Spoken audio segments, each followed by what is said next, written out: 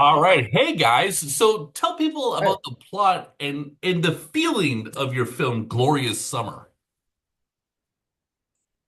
I'd say the main feeling, the visual feeling that we try to achieve was that feeling of constant summer that is making giving you some level of comfort and some level of this easygoing vibe. That's what we were going for, like for the first bit of the film, to make that impression. And then this when the story, continues, this thing starts to crack a little. And it turns out that everything that our heroes, heroines, have in that place where they live is actually a form of, imprisonment. And sort of, it's not explicit. It's never said out loud. It feels like a vacation, but then the origin of that was that we were sort of thinking what would be like a basis for some sort of a modern day regime, which would, instead of punishing you in explicit way, it gives you everything that you need and fulfills all your needs on a daily basis, gives you the wellness affirmations and all that. And then we sort of see that the even though some of those are actually good, like breathing exercises or being in the present, this might all be all right, this might be good, but that the system that we explore in this film takes us to extremes where it sort of takes away your freedom at the cost, of the cost of your safety is your freedom, basically. Yeah, so I definitely had the feeling that it was sort of like a dystopia or sort of a cult. Yeah, Are Well, there yeah, in a sense, yeah. yeah. We can might call it that way. yeah, we never called it that way, but yeah, I imagine it could, give It you, gives the feeling of a cult, let's yeah, say. yeah. Do you guys like cults? Do you know people who joined a cult? Do you study that stuff at all or serial No, killers or anything No, like that? no. not I had really. some psychology when I was studying. So, and it sort of interested me always, like all of those experiments with utopias and trying to make, sort of a system or society within which everything is kind of in a smaller scale and people are driven by some sort of a idea, let's say, but we never attended to any. No, And it was just for the and sake of the film yeah, creating and that. yeah, and we, yeah, as we said, we didn't think of it as a cult, like from the beginning. We tried to explore what it would be if there would be a system that really does take care of you, also like on the like mental level, that it really helps you being focused and being in the present, and takes that to extremes. And yeah, Yeah, so I think for me it was more about thinking what concerns me, like in my everyday life, which was this, we have a lot of things happening right now. Like there's basically every day we hear about war that's next to Poland, and there's a lot of things that we actually should care about. But then like what individual can do, and all of that questions kind of were with us while doing this film, but we also didn't want it to make it um, in a as an everyday drama. We wanted to find another like cinematic language to talk about that questions that we have in our heads, like how we should deal with that, or is it possible to deal actually with that? Okay, so it's like you're sort of commenting on Russia and the situation in Ukraine, but it's I kind of from your point of view, and it's more like the impression of that rather than explicitly taking that on, even subtextually. Yeah, I yeah, wouldn't, although but yeah, we I wouldn't say that we are commenting on that only only, Okay. or that like because that it was also not our purpose to be commenting like on one specific thing thing. It's more about like a general anxiety about the state of the world. So I wouldn't go as far as to say that we have some specific things in mind. They might come up when you with have the with the context of what's context, happening. yeah. But then yeah, I feel like now for me, it's more about like the outside world in our film that's beyond the walls of the palace is somehow, in a way, it is representing some sort of anxiety uh, about things that are happening and things that we feel like. We might have some control over. And the question that arises from the film is like, yeah, as Helen said, what is like if I'm not sure if I want to call it like the right way to go about, but just trying to find your way to approach these things and then trying also to find some sort of piece of yours. Yeah, so it's all Okay. questions. Okay. And I'm glad, I was, kind of running with the Russia thing. Heck, what do I know? I'm not in your head, so it's good to ask you questions about it. Sure. So, but to change topics a little bit, because we were getting a little heavy duty. Uh, I love the look of the movie. So tell me, you shot this on Kodak film, correct? Yeah, sure. that's It right. Yeah. was 16 millimeter. Yeah. Ooh, that's pretty Yeah, neat. and yeah, we like from the very beginning we had that idea to shoot it on film. We love working with film and the sort of like awareness that it raises within the whole crew. And also in terms of look and feel, we wanted it to be sort of timeless, so that the viewer is not able to tell like is it nowadays or it's in the past or it's in future.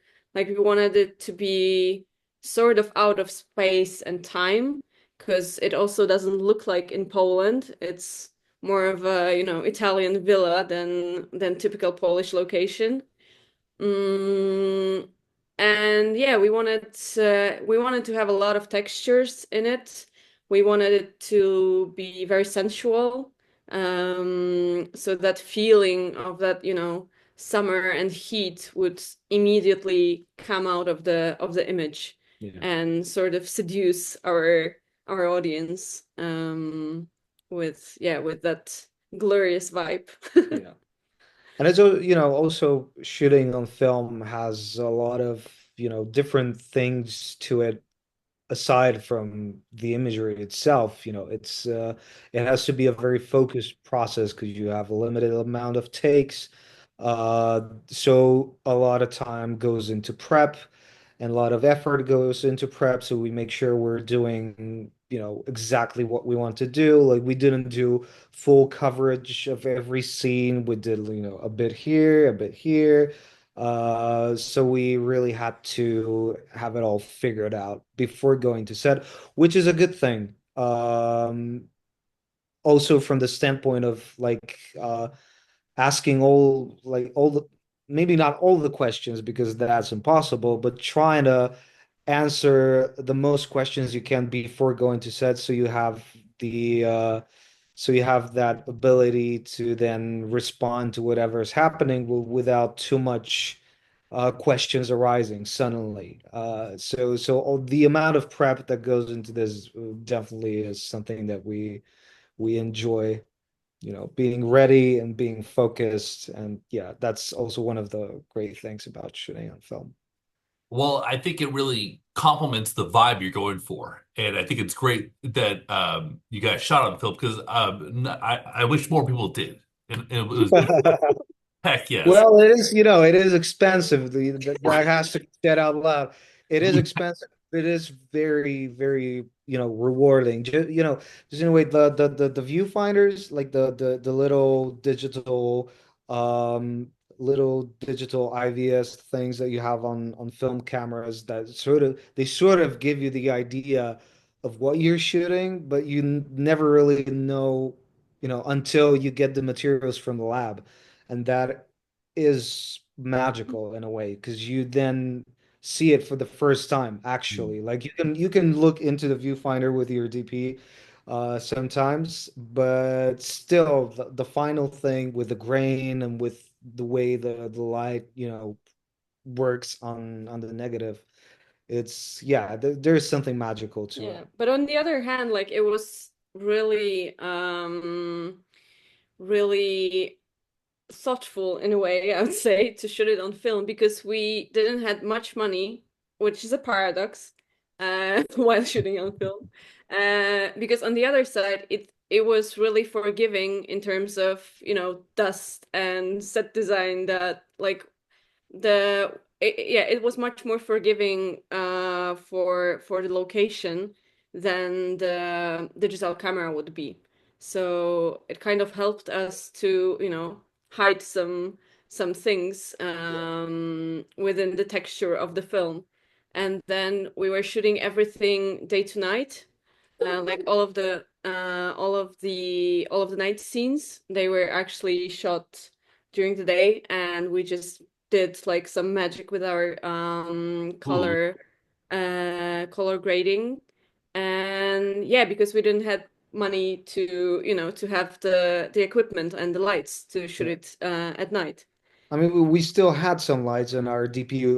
Tomek Woźniczka, he said, well, like we can do uh, a grandeur version where we basically light up everything, and that will take time and money, which we don't have. Or we go, small scale, but then we have to adjust to the way natural light will work during the day. And because we were shooting in one location in different rooms, we had to basically write down which room until which hour has the natural light. But because, for example, one of the rooms, like after, I don't know, 12, It was the completely sun dark. goes away, it goes to the other side of the palace. So then it's more problematic. And yeah, we had all of those little maneuverings to do while doing that. But yeah, but in the end, it was it was worth it. Oh, absolutely. I'll echo that thought absolutely. And we touched on this earlier, but the locations are great in this movie as well. I really enjoyed those, and again, played it into the vibe which I believe you were consciously trying to create. Tell me about scouting the locations. How did you find such great spots? Actually, I found it on Instagram. Uh, Okay. yeah, a couple of years ago, we were doing a music video, Hmm. for which we also didn't have any money.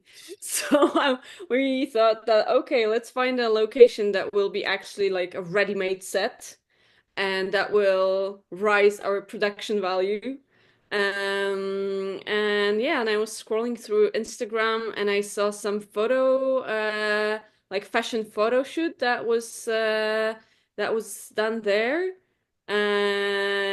I showed it to Bart and we just decided to go there and check it out. And we fell in love with that place because it's really unique in terms of look, because it's kind of, kind of falling apart, but on the other side, it's really beautiful. It has really beautiful natural, sculptures all around and some fresks that are not historical, but Some of them some of are, I them think. are. Yeah. Yeah, because other places that we were looking at were too much of a, dark wood horror vibe, or too much like wedding palace vibe, all, in gold and white. Yeah. So we thought that, okay, this one is super raw. Uh, you can feel, all of the dust that comes from the walls, and it's kind of falling apart as our heroes are. So it was also kind of a representation of the characters in a way. And they like state that it's, it's on the first look it looks beautiful, but on the other side it's kind of falling apart.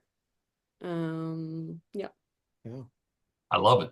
And the music videos that you guys have worked on, are those available on YouTube? What are some of the tracks called and some of the artists? Yeah, it's already they're available on I'd say on our website. There's like a collection of what we did and yeah, and basically the music videos that we did were also like the film was not our first thing that we did on film. Meaning we shot some of or most of the music videos on film, which was like a training ground. And there we sort of realized that, okay, this process is demanding in some ways, but it's also very nice and very focused. And that's why I think that's why we were not scared of it Yeah. in any way. And we were lucky enough to have our wonderful producers, Maria and Monica, who also that We're was curious. they were curious about it. They didn't get scared of it or anything, and they supported this decision. Yeah, so it was so yeah. Coming back to music videos, they're like if you go to our website, they're all there.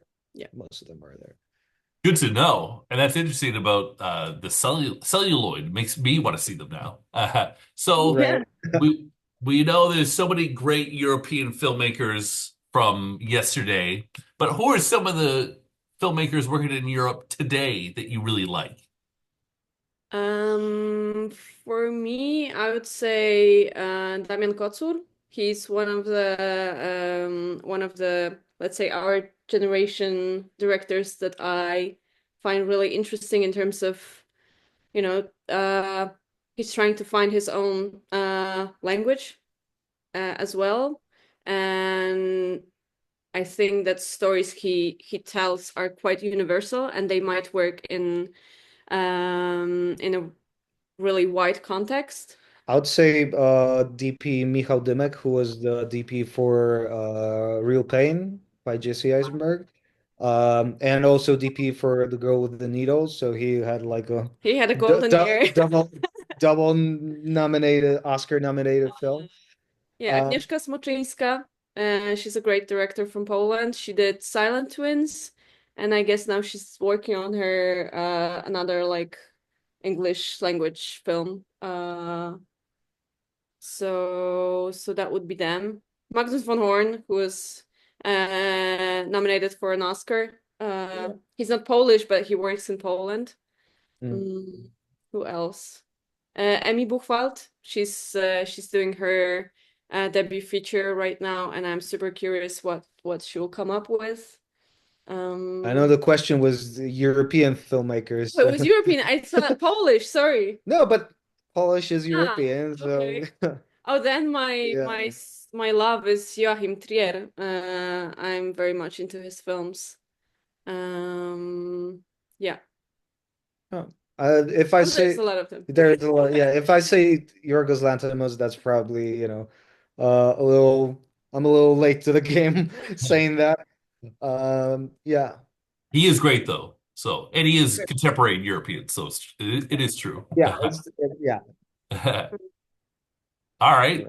Phenomenal. Well, this was a lot of fun. It was really a pleasure to talk to both of you today. Before I Thank let you. you go, tell me a little bit what South by Southwest was like for you.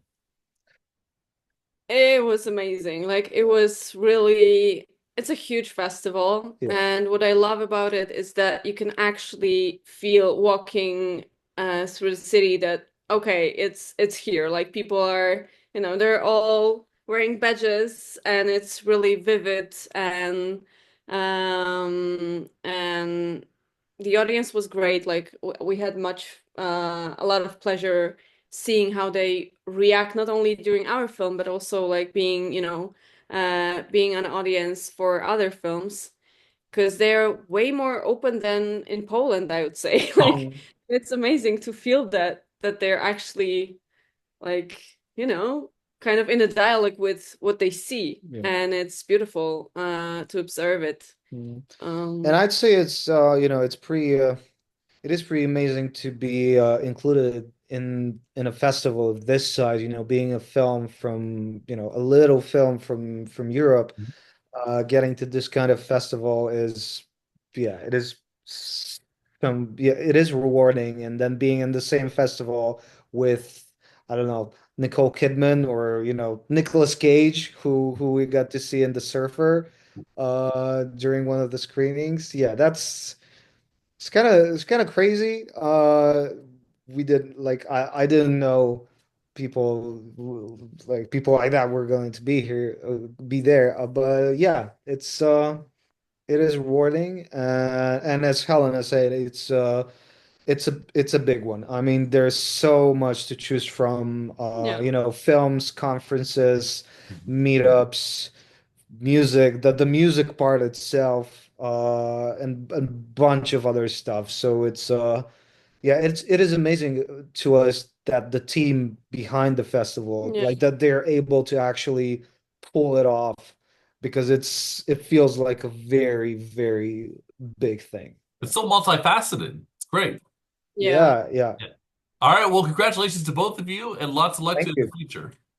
Thank you Thanks a so lot. much. My Take All pleasure. care. right.